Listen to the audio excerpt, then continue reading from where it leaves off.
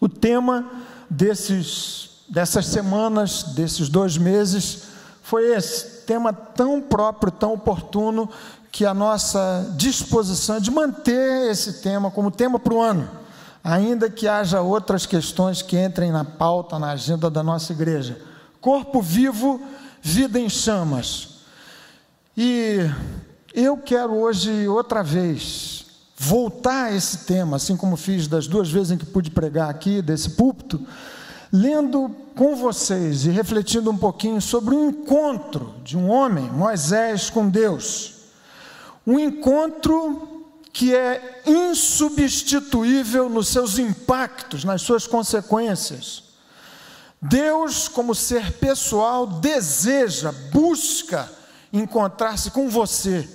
E eu estou aqui, eu tenho absoluta certeza que você também, com a mesma disposição. Nós viemos, afinal de contas, para esse lugar que em si não tem nada de especial, mas tem sim, como um lugar em que a gente de maneira particular reserva para juntos, como assembleia, como igreja, como corpo de Cristo, buscarmos um encontro, quem sabe um reencontro de impacto, que ateie fogo, que faça o nosso coração arder de maneira profunda, memorável, inesquecível, pela via da aplicação da sua palavra, tal como que a gente ouviu aqui nessa manhã. Então, esse texto que nós vamos ler trata de um encontro, de um homem que já conhecia Deus, como certamente é uma experiência quase comum aqui, se não de todos, mas de muitos. Você já se encontrou com Deus de maneira pessoal, direta, entregou-se a Jesus. Nesse sentido, se pode dizer que você encontrou com Cristo, mas um encontro nesses termos do que Êxodo capítulo 3 registra, precisa acontecer. Minha expectativa é que nessa noite você e eu nos encontremos com Deus da mesma forma, ou que, no mínimo, uma faísca, uma centelha desse fogo que representa a ação dinâmica do Espírito de Deus, poderosa e, num certo sentido, incontrolável, soberana do Espírito de Jesus, que está entre nós, alcance o seu coração e a sua vida, de modo que desta centelha se desdobre uma vida em chamas, nesse sentido tão bíblico, metafórico e bonito, de uma vida incendiada por um encontro inesquecível com Deus. Como as Escrituras registram em várias instâncias, e Jesus encontrou-se em situações críticas do seu ministério e da vida daqueles com os quais ele se encontrou. Muitas vezes, uma mulher na cidade de Samaria, um paralítico em Cafarnaum, um cego de nascença, um homem com a vida ajeitada, arrumada, chamado Nicodemos, que aparentemente sabia tudo da vida com Deus e nada sabia. Enfim, muitos encontros, assim como os encontros inesquecíveis, memoráveis, decisivos, que mudaram, que colocaram ao avesso a vida daquele que se encontrou com Deus naquela instância e naquelas circunstâncias, segundo o registro do Antigo Testamento. Abraão, Gênesis capítulo 12 e tantos outros. Gideão, temeroso, vivendo uma situação de muita dificuldade no povo que ele representava, e ele sendo pequenininho, menor das menores tribos do povo de Deus, encontrou-se com Deus de maneira decisiva, e tudo mudou a partir daquele encontro.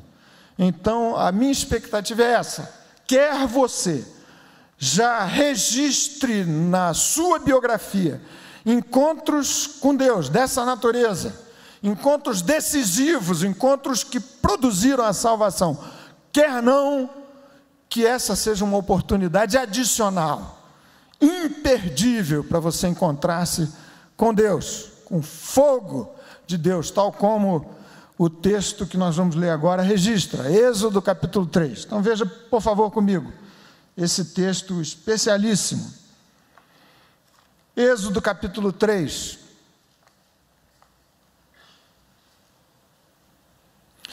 O texto diz assim, a partir do verso 1: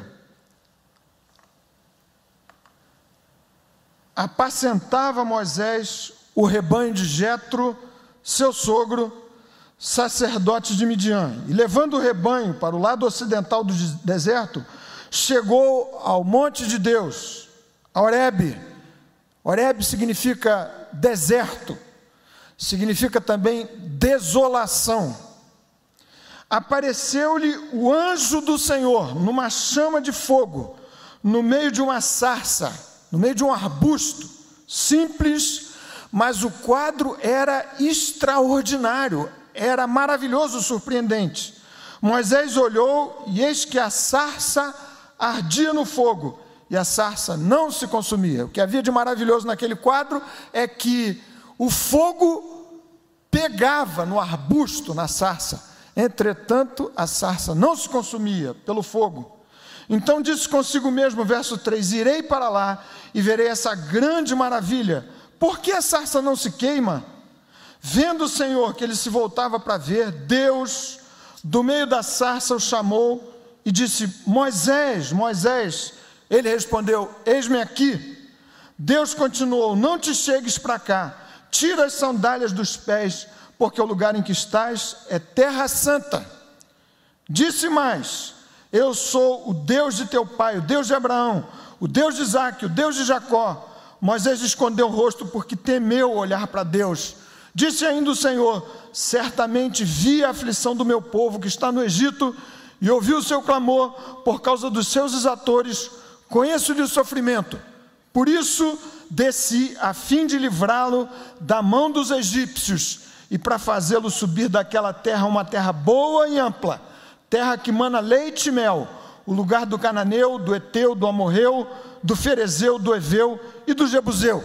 Pois o clamor dos filhos de Israel chegou até mim, e também vejo a opressão com que os egípcios os estão oprimindo. Vem agora e eu te enviarei a Faraó, para que tires o meu povo, os filhos de Israel, do Egito. Então disse Moisés a Deus: quem sou eu para ir a Faraó e tirar do Egito os filhos de Israel? Deus lhe respondeu: eu serei contigo, e este será o sinal de que eu te enviei. Depois de haveres tirado o povo do Egito, servireis a Deus neste monte. Disse Moisés a Deus: eis que quando eu vier aos filhos de Israel lhes disser: o Deus de vossos pais me enviou a vós outros, e eles me perguntarem qual é o seu nome, que lhes direi? Disse Deus a Moisés: eu sou o que sou. Disse mais: assim dirás aos filhos de Israel: eu sou, me enviou a vós outros. Amém, amém. Palavra bendita, inspirada pelo Espírito do Senhor. E minha oração é que nessa hora o Espírito inspirador dessa palavra incomparável lance luz no meu coração, no seu coração, de modo que a gente entenda aquilo que o Espírito Santo nos quer trazer nessa noite. Amém, meus irmãos e irmãs? Queridos irmãos e irmãs, o que só um encontro com Deus, representado aqui pelo fogo, pode produzir na minha vida e na sua vida. A razão pela qual o encontro nesses termos é absolutamente fundamental. Vocês viram aqui, verso 2, apareceu-lhe o anjo do Senhor numa chama de fogo, no meio de uma sarça. Fogo nas Escrituras é um símbolo, é uma metáfora, é uma representação da viva presença de Deus, das operações espetaculares de Deus, do derramar do seu Espírito, do batismo no Espírito Santo. Atos capítulo 2 declara que em sendo batizados no Espírito Santo, o Espírito Santo se derramando sobre aquele grupo, no cenáculo, havia sobre todos eles línguas como que de fogo. Fogo significa, nos termos do Antigo e do Novo Testamento, a santidade de Deus, a pureza de Deus, a viva presença de Deus, a atividade do Espírito Santo, da pessoa do Espírito Santo na nossa vida. Fogo significa a glória de Deus. Isaías capítulo 6, texto que nós lemos hoje de manhã, dá conta de um encontro de Isaías com Deus no templo. E o texto diz que o fumo do fogo santo de Deus enchia toda a casa. E o tabernáculo construído por Moisés, por ordem de Deus, quando da sua consagração, e a partir daí muitas outras vezes, enchendo-se da glória de Deus. Ali havia fumo e fogo. Êxodo capítulo 19 dá conta da presença de Deus na forma do fogo, no Monte Sinai, mesmo o Monte Horebe, Deus instruindo o povo, e o fogo, indicativo da gloriosa presença de Deus, ali apareceu.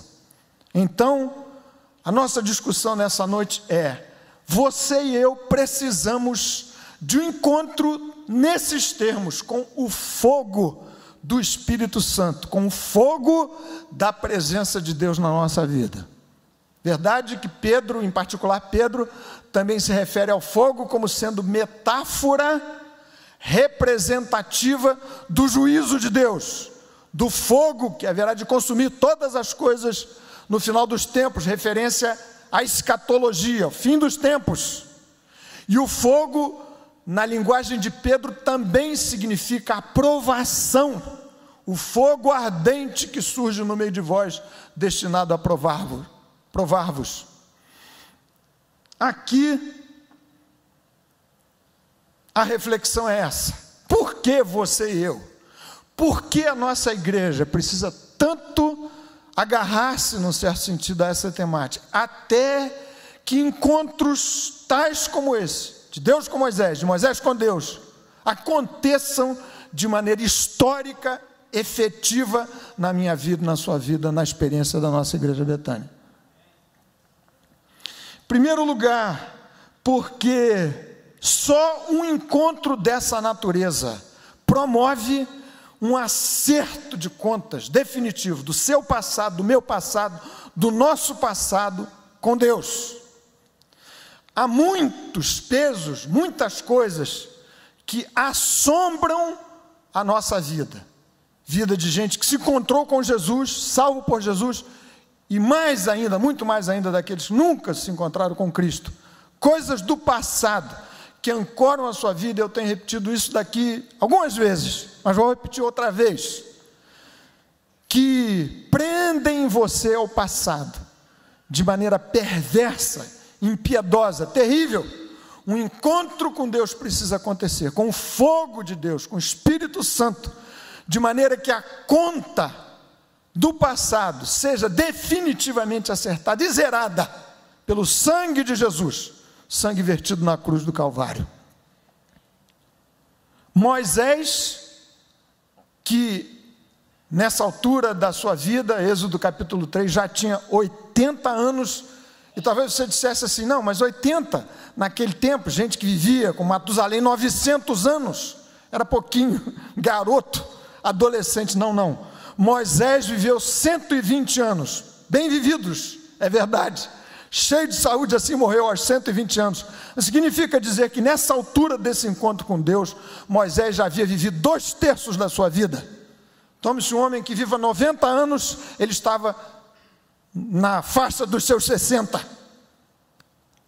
E os 40 primeiros anos da vida de Moisés tinham sido vividos lá no Egito, criado como filho da filha de Faraó, tudo do bom e do melhor. Segundo Estevão, Atos capítulo 7, Moisés, já no Egito, se revelava homem poderoso em palavras, em obras, era uma figura especialíssima. Entretanto, alguma coisa havia dado errado no diagnóstico de Moisés, certamente. Desculpe aqui, engasguei. Homem voluntarioso, para fugir do advérbio, nem sei se esse advérbio existe, mas voluntarioso do jeito que Moisés era, tentou resolver as coisas à sua maneira aos 40 anos de idade. Você que conhece a história sabe o que aconteceu. Lá no Egito, vendo o sofrimento do seu povo, dos seus parentes, da sua gente, tomou a iniciativa de fazer justiça com as próprias mãos e matou um egípcio. E isso chegou aos ouvidos de Faraó. E por conta desse assassinato de Moisés, ou Moisés assassinando um egípcio, ele passou a ser perseguido por Faraó. Fugiu, desterrado, distante da sua terra. 40 anos depois encontra-se com Deus nessa situação, vivendo lá distante do Egito, na terra de Midian. Essa era a condição de Moisés nessa altura da sua vida. Pelo menos um fato grave pesava na cabeça, na mente, na vida do homem de Deus Moisés: uma morte, a culpa e o peso de uma ação voluntariosa, possivelmente imprudente, entendendo que Deus o havia convocado para ser o líder na libertação do povo, mas havia matado um egípcio e tinha fugido por conta disso. Agora, se você e eu fôssemos capazes de fazer uma viagem de volta no nosso passado, quer tenha você 60, 70, 50, 40, 30, 20 anos, 10 anos, 15 anos talvez, de volta no seu passado, sem dúvida, há muitas coisas que ficaram lá para trás que representam morte, dano irreparável, perda total, coisas de que não se pode recuperar. A morte ficou lá para trás, e só um encontro profundo com Deus, só um encontro reparador com Deus, pela aplicação do sangue de Jesus, por força do Espírito Santo, o fogo de Deus, na minha vida e na sua vida, faz um definitivo acerto de contas quanto às culpas que ficaram lá para trás na sua vida, para que Moisés pudesse enfim ser o agente da libertação do povo, daqueles 450 anos de cativeiro no Egito. Era preciso que definitivamente houvesse um acerto de contas com aquilo que ficara para trás no seu passado tão conturbado, de fugitivo, de assassino, mesmo que entendendo que fazia a vontade de Deus. Quantas coisas andam como uma bola de ferro prendendo a perna, o pé de tantos de nós aqui no nosso passado, impedindo você de avançar, de evoluir, de seguir livre, de marchar na direção daquilo, porque enfim Jesus, a mim, a você, a nós, nos chamou para ser conquistado em seu nome. Interessante que nesse encontro Deus não faz a menor referência ao passado de Moisés, nenhuma referência, nada, nenhuma cobrança. Aqui, o encontro aqui, Cristo me chame a você, é um encontro da graça, e a gente tem muita dificuldade para entender e para aceitar a graça nos termos em que ela é posta e apresentada nas Escrituras Sagradas. Pela graça sois salvos, Efésios capítulo 2, versículo 10. Isso não vem de vós, é dom de Deus, para que ninguém se glorie. Mediante a fé somos salvos pela graça. Tanta gente aqui precisando desse impacto de um encontro com Deus, com o fogo do Espírito Santo, que enfim repare, acerte as contas com o passado, de modo que, tendo este passivo da sua vida zerado, você avance livre para a glória de Deus. Jesus, se encontrando com Zaqueu, lhe disse: hoje entrou salvação nessa casa. Zaqueu tinha algumas providências a tomar para reparar o que lhe cabia reparar quanto ao seu passado. Ele disse: se alguma coisa tenho defraudado alguém, eu restituo quadruplicado, dou metade dos meus bens. E se houver coisas que de maneira objetiva você possa reparar do que ficou para trás, faça assim em nome de Jesus. Mas você precisa, de uma vez por todas, assumir que a salvação que me é oferecida em Jesus é a salvação da graça, da justiça atribuída, justiça do justo Jesus, que me é imputada, que me é atribuída, que absolutamente não depende dos meus esforços e dos meus empreendimentos pessoais. E essa mesma graça que salva e que define o novo nascimento na sua experiência, precisa manter sua vida a cada dia. A minha graça te basta, disse o Espírito de Deus em fogo a Paulo, porque o poder se aperfeiçoa na fraqueza. O salmista, orando no Salmo 63, diz: a tua graça é melhor do que a vida. E é essa graça que você precisa receber e aceitar. E é essa graça que é suficiente para zerar as suas dívidas do passado. Isaías capítulo 43, versículos 18 e 19, você pode registrar para ler depois. O texto diz assim, de maneira tão maravilhosa, referência à obra do Messias, da graça: não vos lembreis das coisas passadas, nem considereis as antigas, eis que faço coisa nova. Porventura não percebeis? Eis que abro um caminho no deserto e rios no ermo.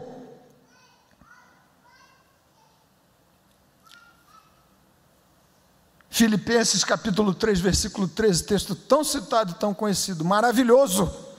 Paulo, discorrendo a respeito da sua trajetória, da sua história, aliás, vale dizer que o passar do tempo e a história que se vai construindo na vida de tanta gente é demolidora de sonhos, de ideais, de moral, de ânimo para se viver a vida. Só a graça, só o sangue de Jesus para zerar essa conta toda das oportunidades perdidas, do tempo desperdiçado, das mortes que tem você e eu como protagonistas causadas e que representam estas tais perdas irreparáveis, perda total, não se pode mais recuperar. Só o sangue de Jesus, só a aplicação da graça de Deus em Cristo.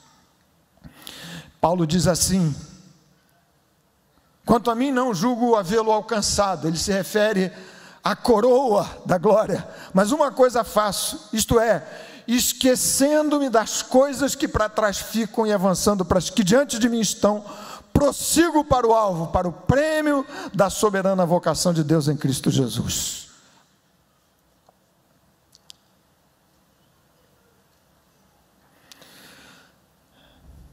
O que dizer das bênçãos passadas? Esses dias nós ouvimos uma mensagem muito especial aqui, do Ângelo também, que tratou da importância de olhar com um certo viés para o passado. É verdade.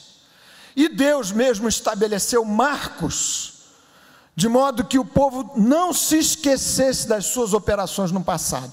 Pedras que deveriam ser colhidas do meio do Jordão, e tantas outras coisas referenciais. Lembrem-se do que Deus fez, das suas gloriosas operações, o que deveria servir exclusivamente para dois propósitos. Primeiro deles, o povo deveria manter-se fiel, lembrando-se das gloriosas operações do Deus que com eles vinha sendo sempre um Deus fiel. O Deus que operara no passado estava com eles e haveria de operar no futuro. deveriam se lembrar e recordar daquelas grandes operações no passado, sem nenhuma nostalgia, mas com confiança, e repassar essas boas lembranças para os seus filhos, de modo que os seus filhos também fossem fiéis e confiassem em Deus por enfrentamento das provações do presente e dos sustos que o futuro lhes pudesse reservar. Para isso, lhes deveria servir a boa lembrança dos feitos de Deus no passado.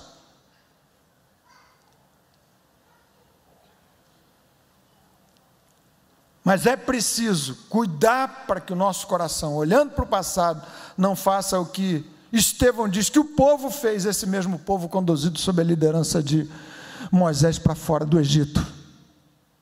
Capítulo 7 do livro de Atos, versículo 39, Estevão diz que o povo, no seu coração, voltou para o Egito, voltou para o passado, agarrou-se lá para trás, e num certo sentido idolatrou o morto. Egito morto. Às vezes acontece, pessoa que vive uma vida mais ou menos, uma história atrapalhada, estranha, quando morre vira herói. Não sei se já passou por essas situações embaraçosas. Tempos atrás, eu participei de um funeral de uma pessoa não daqui da igreja, de meu relacionamento aqui perto, e eu sabia que a pessoa não tinha deixado uma história boa. E quem oficiou lá aquela cerimônia falou um bocado de coisas boas daquele indivíduo. Eu sabia que se tratava de um casca grossa tremendo, testemunho da própria família. Assim, nosso coração pecador frequentemente se agarra ao passado dessa forma, transformando o morto, terrível, casca grossa do Egito e da vida no Egito, de escravos, num herói. É preciso que o encontro com Deus nesses termos, com o fogo do Espírito Santo, resolva de uma vez por todas essas contas, suas e minhas, impagáveis, aliás, a não ser pela graça, a não ser pelo cheque registrado com o sangue de Jesus, vertido na cruz do Calvário. A graça, graça suficiente. Esses dias de carnaval, alguns amigos, entre os quais Josué, Emília, Moniquinha e outros, estivemos juntos, e o nosso anfitrião leu com a gente, nas nossas devocionais, textos maravilhosos de um livro preciosíssimo, de Brennan Manning, O Amor Obstinado de Deus. E durante horas, literalmente, falamos da graça, como o nosso evangelho frequentemente volta por evangelho das obras, do desempenho associado à resposta de Deus, ao resultado de Deus. Quando a graça subverte essa lógica, a graça é zerar minhas dívidas, não de maneira irresponsável, não é a graça barata porque custou a morte de Jesus na cruz do Calvário, mas é suficiente graça para pagar o que eu não posso pagar, para voltar no seu passado e resolver suas dívidas com o sangue de Jesus, com os gastos de Cristo, sua própria vida na cruz do Calvário. Sacrifício que de outra maneira será malbaratado sempre que você tentar pelejar para resolver seu passado por sua própria conta e risco. Segundo lugar, se o encontro com fogo, com o Espírito de Deus, acerta as coisas que ficam no passado nas nossas vidas, também um encontro desta forma me permite a você encontrar, quem sabe para alguns, reencontrar nossa verdadeira vocação, o que significa ter de volta o propósito, porque fui criado e salvo por Jesus, minha identidade. Fiquei muito surpreso nesse final de semana vendo um filme que eu não sei se você vai gostar, cercado de um monte de polêmicas, por uma tese implícita, que faz do personagem central uma guerra horrorosa, sangrenta, aquela invasão dos Estados Unidos, do Iraque pelos Estados Unidos, um personagem super glamuroso, O nome do filme é Sniper Americano. Mas o que me chamou a atenção no filme, entre outras coisas, é que ele é muito bem dirigido. Eu não sou nenhum entendido especialista em filme, mas gosto de cinema. E o filme é muito bem dirigido. Por um diretor de 84 anos de idade, chamado Clint Eastwood, que muita gente conhece. Aquele jeitão de texano, ator por 60 anos. E durante 45 anos, diretor de cinema. E esse filme, sem fazer propaganda, mas eu sei que depois você vai dizer que eu estou fazendo propaganda. É um filme impressionante. Maior bilheteria do que todos os outros 7 candidatos a Oscar de melhor filme nesse ano, juntos. Só esse filme. Apela para aquele sentimento americano de superioridade, aquele jeito sulista americano de enfrentar a vida no tiro e na arma. Mas o que me chamou a atenção foi o Clint Eastwood, com esse vigor todo aos 84 anos de idade, e perfeitamente feliz com a identidade e o propósito da sua vida. Não quero discutir exatamente a vida dele.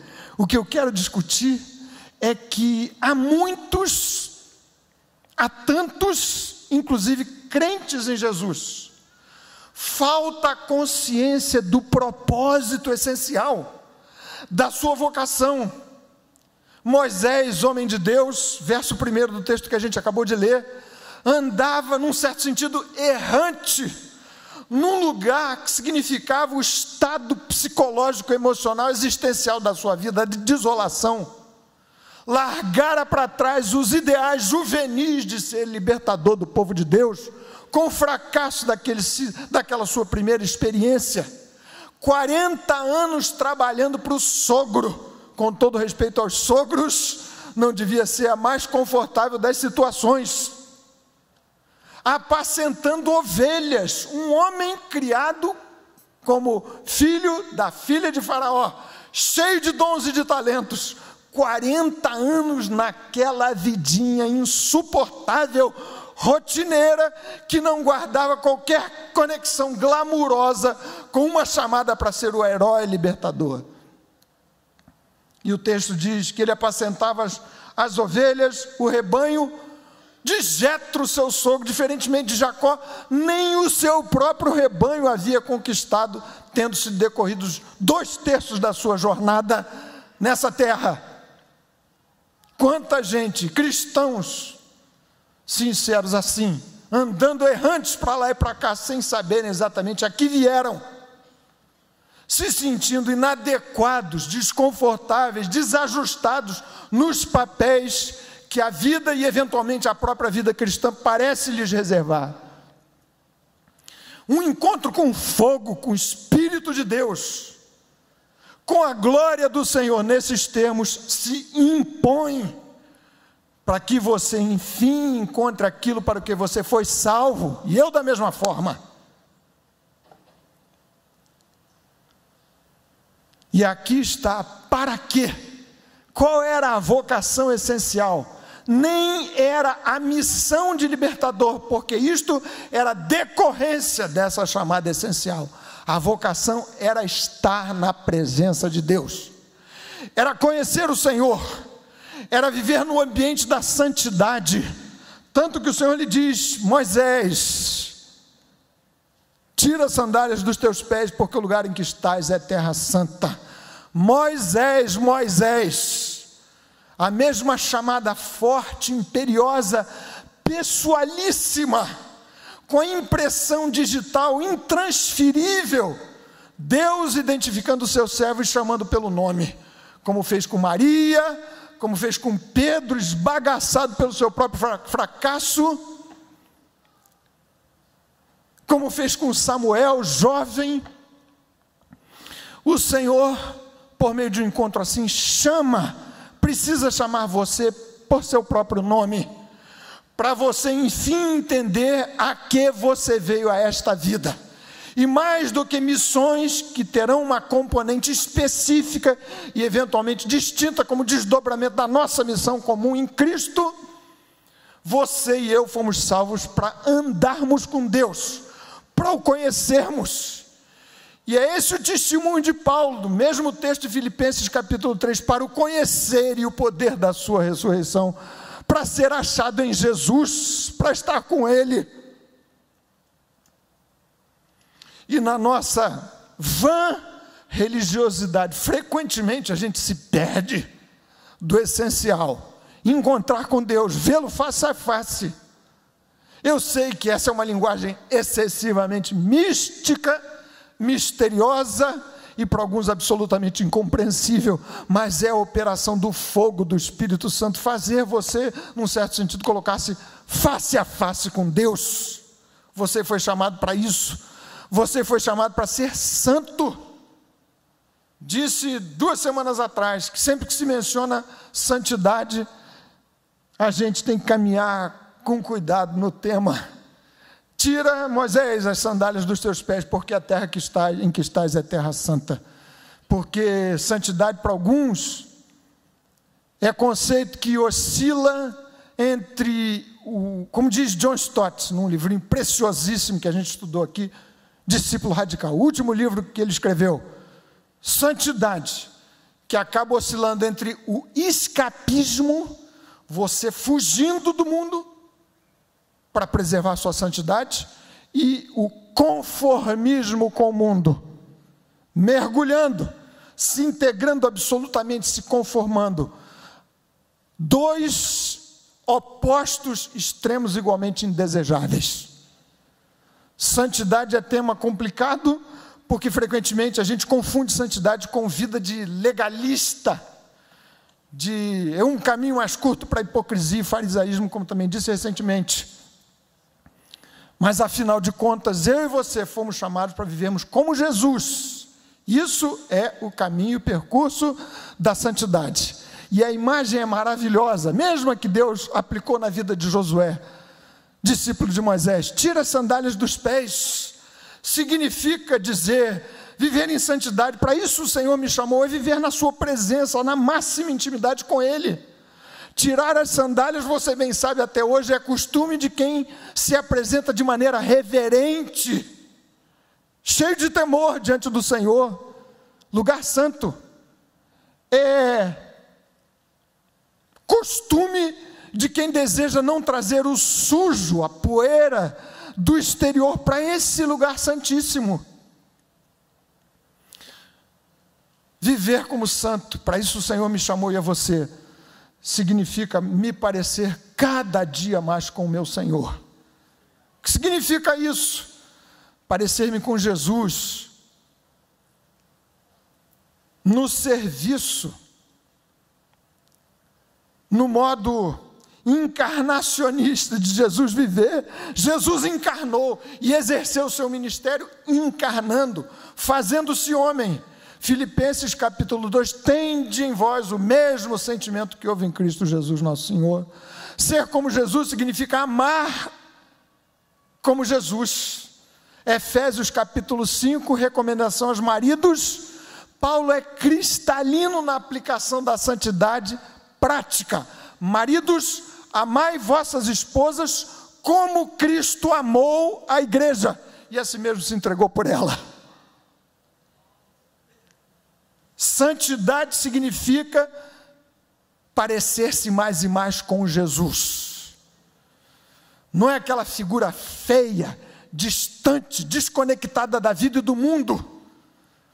Tirar as sandálias significava muito ao contrário do que se desinstalar, se descolar da terra, era conectar-se ainda mais com aquele lugar que de resto era um lugar comum. Ser santo significa viver no lugar do deserto e da desolação, como o Monte Horebe, o deserto, o rotineiro da sua vida, cristianizando, por assim dizer, tudo, todos os seus passos, toda a sua vida.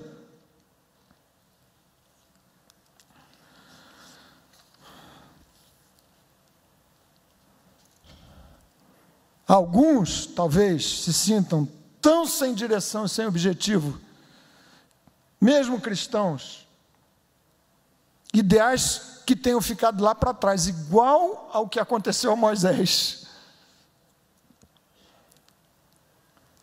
Basta você ler o restante do capítulo 3, capítulo 4, a argumentação de Moisés já não é mais daquele jovem revolucionário dos 40 anos de vida.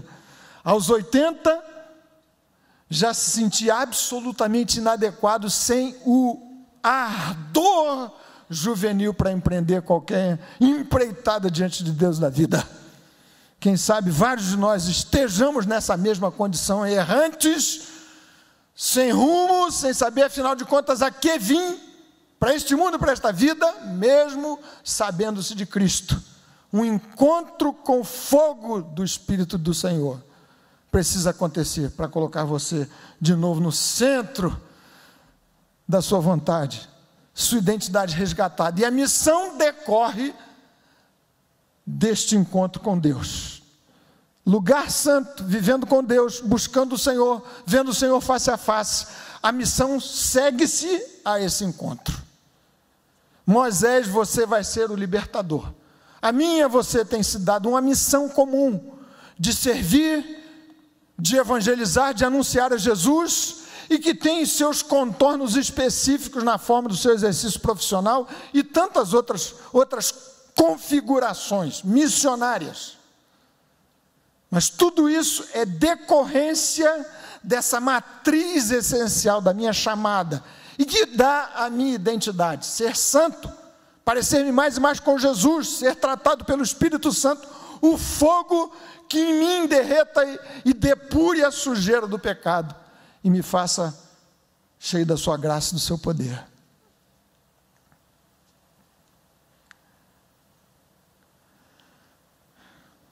Esses dias vou fazer referência a ele, porque é uma pessoa tão querida nossa aqui, seu Manel, fez 91 anos, recentemente. Seu Manuel já ajudou tanto a igreja, trabalha tanto aqui, empenhado em se parecer com Jesus, no exercício missiológico, missionário, como Jesus. Assim como o Pai me enviou, eu vos envio a vós.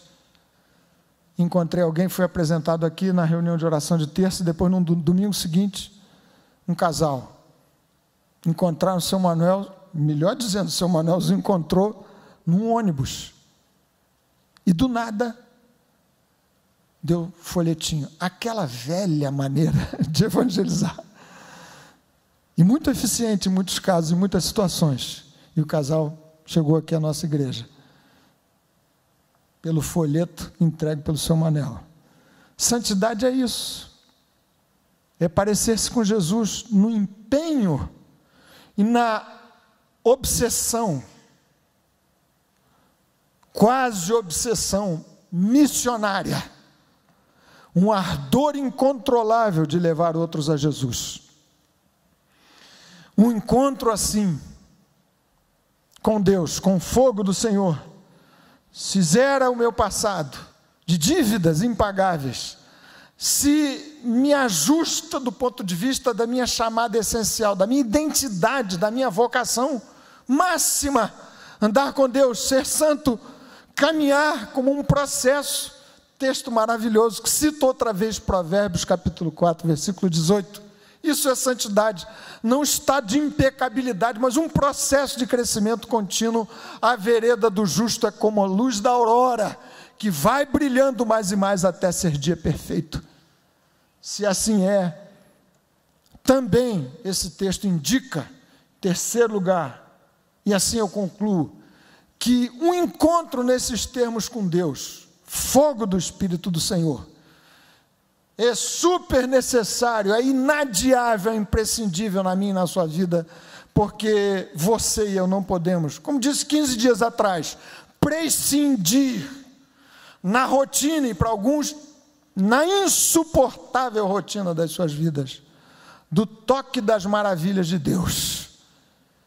A vida com Deus, de quem se encontra com o fogo do Espírito Santo, é uma vida coalhada de operações maravilhosas, milagrosas, o tempo todo.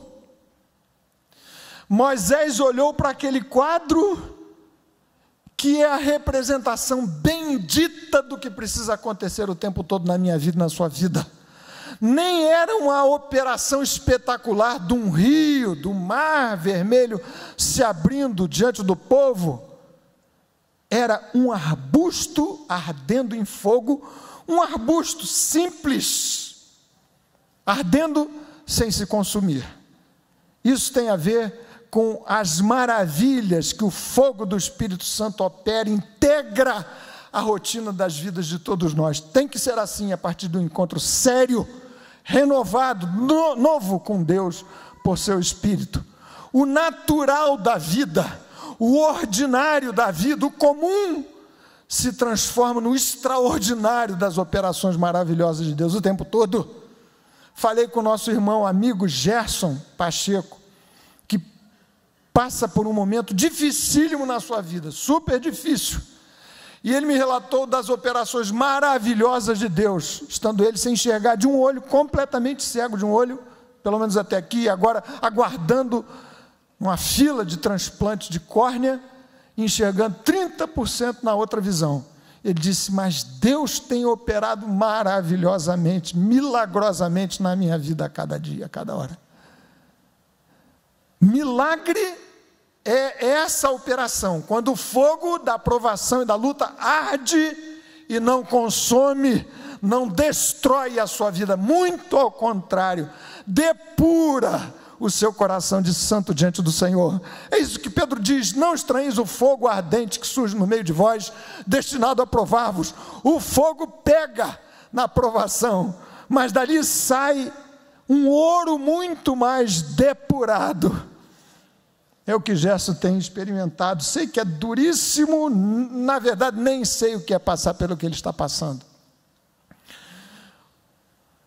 Milagre, maravilhas que Deus precisa operar nas nossas vidas tem a ver com recursos extraordinários em situações de alta crise. Recebi um vídeo do Valdemir, nosso presbítero irmão, Josué viu, me passou também, eu já tinha visto.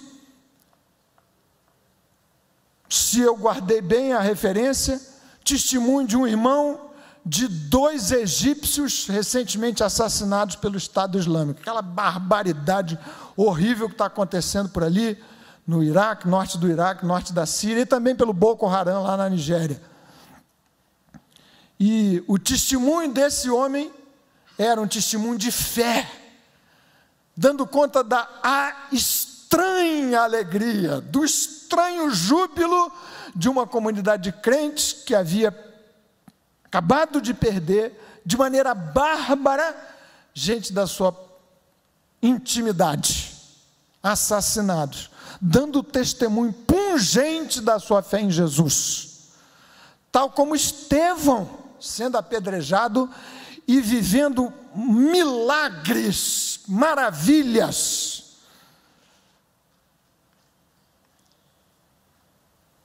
É você andar nesse avião da salvação maravilhoso, sem susto, sem medo, de primeira classe. Vou terminar aqui para a gente orar. Mas lembrando de avião, me passou aqui pela cabeça o que acontece entre 2 tipos de passageiros esse dia na escola dominical. Eu disse isso para os alunos ali. Vejam só, alguns viajam, mesmo trajeto, mesmo percurso, chegam ao mesmo lugar, na boa, em paz, tranquilos, confiando no piloto, ou não entendendo absolutamente nada de física, para saber como é que um avião pode se sustentar no ar, mas viajam tranquilos, em paz. Mesmo avião, mesmo voo 174 da KLM, ou sei lá qual seja, chega no mesmo destino. Um outro angustiado, aflito. Eu sei, não estou fazendo ironia de gente que tem dificuldade de viajar de avião. E convenhamos, é uma coisa muito louca você entrar naquele negócio, subir toneladas lá em cima. Gente que não consegue, não suporta e vai num sufoco enorme. Toma Dramin, toma não sei mais o que, tu dorme, chega no bagaço, sendo entrevistado pela Polícia Federal na volta do Rio de Janeiro. Já testemunhei isso, a pessoa troca tudo, parece... o mesmo percurso, o mesmo trajeto. Um chega bem, em paz, livre inteiro, mesmo viajando na classe econômica, com o joelho meio apertado. Outro chega no bagaço, porque não confia no piloto, ou talvez o prêmio do destino final não seja tão atraente a ponto de fazê-lo superar o medo do avião e da viagem. As nossas opções espirituais são mais ou menos assim: chegar no destino final vivendo bem, na graça, no poder do Espírito Santo, sorvendo a vida com Deus, testemunhando, enxergando a operação das maravilhas do Senhor à nossa volta, ou chegar no bagaço, sem perceber os anjos ao nosso redor, intervindo, ativando, detendo o mal. Queria orar com vocês nessa hora. Talvez de alguma forma você se identifique com essas questões que falamos aqui. Urgência de um encontro decisivo, definitivo da sua vida com Deus. Fogo da sarça, o Senhor apareceu no meio do fogo. Quem sabe você, falando de avião, pensando no avião da sua existência, não tem a menor segurança do aeroporto em que esse avião vai dar. Você precisa de Cristo, um encontro que mude, que transforme, que ateie fogo ao seu coração. Quem sabe você, como Moisés, conhecendo a Deus, mas já descrente de qualquer possibilidade de realizar-se em Cristo, em Deus, cuidando de ovelhas que não são nem suas, nem do seu próprio rebanho, como ele fazia ali. Hora de um encontro profundo, transformador, decisivo da sua vida com Deus. E assim nós vamos nos colocar diante do Senhor nessa hora em oração. Se você quiser participar dessa oração, você pode vir até aqui para a gente orar. Senhor bendito, Tu conheces todas as coisas, Tu sabes o que cada um traz no seu coração nessa hora, o que ficou para trás, contas pesadas, impagáveis, ressentimento, amargura, pecado, perdas irreparáveis. Aplica agora o sangue de Jesus, pelo poder do Espírito Santo nas nossas vidas, de modo que zere-se definitivamente essa conta impagável, e essa nuvem, e essa sombra saia do coração e da vida dos teus filhos e filhas.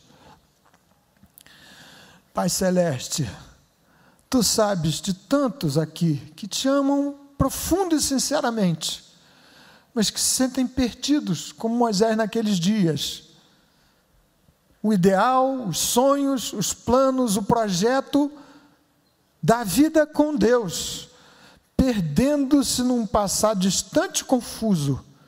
Ó Pai Celeste, alcança essas vidas, esses corações com o Teu poder, o poder do fogo do Espírito Santo, nessa mesma noite. Os que precisam encontrar as operações milagrosas, maravilhosas de Deus nas suas vidas, o poder que nos habilite a fazer de algumas rotinas insuportáveis, cansativas, uma extraordinária aventura de lutas e muitas pequenas e grandes vitórias na Tua presença, por meio da Tua operação maravilhosa. Ó Deus, ativa o Teu poder nos corações, nas vidas, nas famílias, no corpo, na mente, na alma dos Teus filhos e filhas neste lugar, nessa hora. Os que passam lutas, fogo ardente, dá-lhes a Tua graça, a Tua bênção. Senhor, que seja assim para o Teu louvor.